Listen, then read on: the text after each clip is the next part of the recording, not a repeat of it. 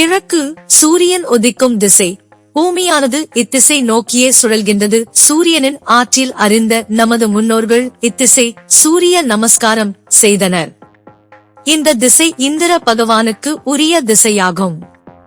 மேற்கு சூரியன் மறையும் திசை. பூமி சுற்றும் திசைக்கு எதிர்ப்புறம். இந்த திசைக்கு உரிய பாலகர் வருண பகவான் ஆகும். வடக்கு சூரியன் உதிக்கும் திசை நோக்கி நாம் இருக்கும்போது நமக்கு இடப்புறம் உள்ள திசையாகும்.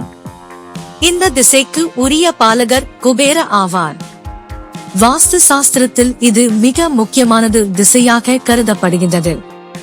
தெற்கு சூரியன் உதிக்கும் திசைக்கு வலது புறம் உள்ள திசை.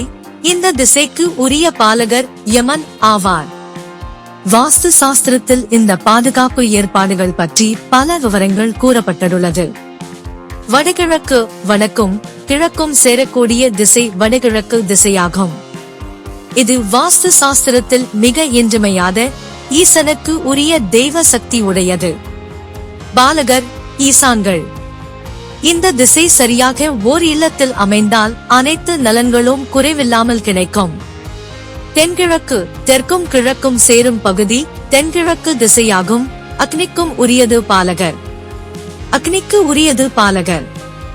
அக்னி பகவான் வீட்டில் பெண்கள் நலம், வம்பு, வழக்கு, புகழ், வரவுக்கு அதிகமான செலவு, பகைவரால் தொல்லை முதலியவைகள் இந்த பகுதி அமையும் விதத்தை பொறுத்தே அமைகின்றது. வடமேற்கு வடக்கும் மேற்கும் சேரும் பகுதி வடமேற்கு வாயு பகுதி. பாலவர் வாயு பகவான்.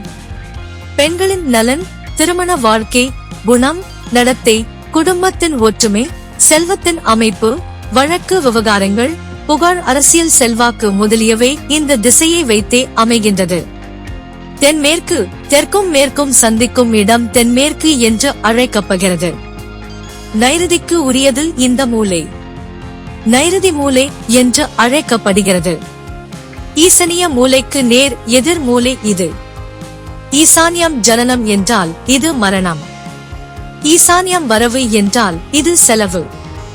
எனவே ஈசான்யத்தை போல் இது முக்கியமான திசையாகும்.